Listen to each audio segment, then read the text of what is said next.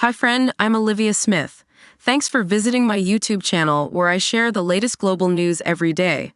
You can also read more news on TimeGlitter.com. You can find all the links in the video description below.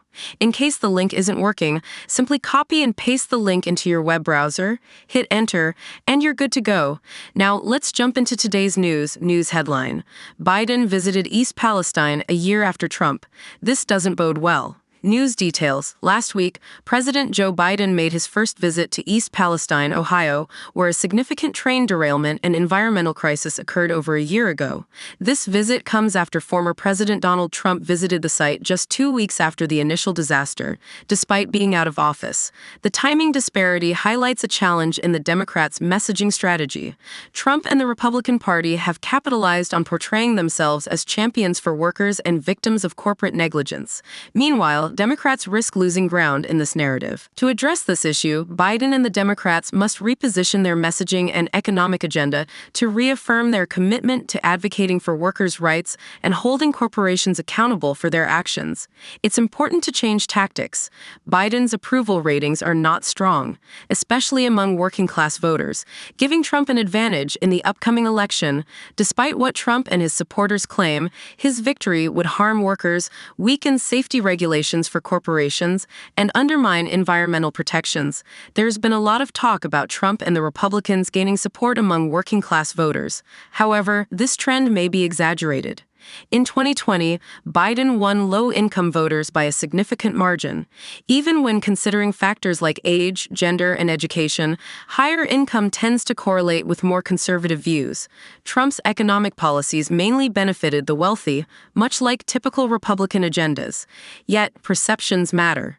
Biden's declining approval is mainly among middle and lower-income voters. Unlike in 2016, the shift away from Democrats among working-class voters isn't solely driven by racial resentment among white voters. Now, voters of color are also moving away from the party. Many voters feel the government isn't looking out for their economic interests. This sentiment is especially pronounced among younger, lower-income, and non-white Democratic-leaning voters. Democrats have tried to emphasize that, by most measures, the economy is thriving and blame the media for creating negative perceptions. While there may be truth to this, it doesn't provide a solution. In politics, perception often shapes reality, and there's no referee to appeal to. Allowing Trump to portray himself as a champion of the marginalized without challenge will further distance Democrats from crucial voter demographics. Biden should have visited places like East Palestine earlier, and he should continue to do so, especially as Trump faces legal challenges that reveal his self-serving motives.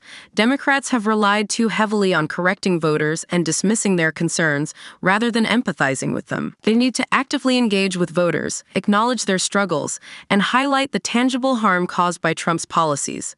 Trump plans to dismantle regulations that safeguard against disasters like the one in East Palestine, posing a serious threat to people's safety and well-being. His political agenda primarily aims to benefit the wealthy while making working conditions less secure for others. Many voters struggle to grasp abstract threats to democratic norms, but they readily understand how policies affect their daily lives and financial security. In the future, Biden must prioritize issues that directly impact working-class people and demonstrate genuine concern for their well-being. His ability to connect with ordinary Americans was a key factor in his 2020 victory, distinguishing him from Hillary Clinton in 2016. However, this connection has waned over time. While merely showing up may not bring about immediate change, failing to do so allows perceptions of incompetence and indifference to flourish.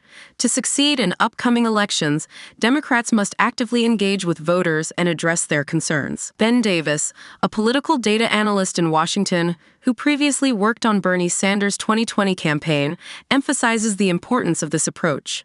Don't forget to hit the like button, drop a comment, share with others, and subscribe to the YouTube channel.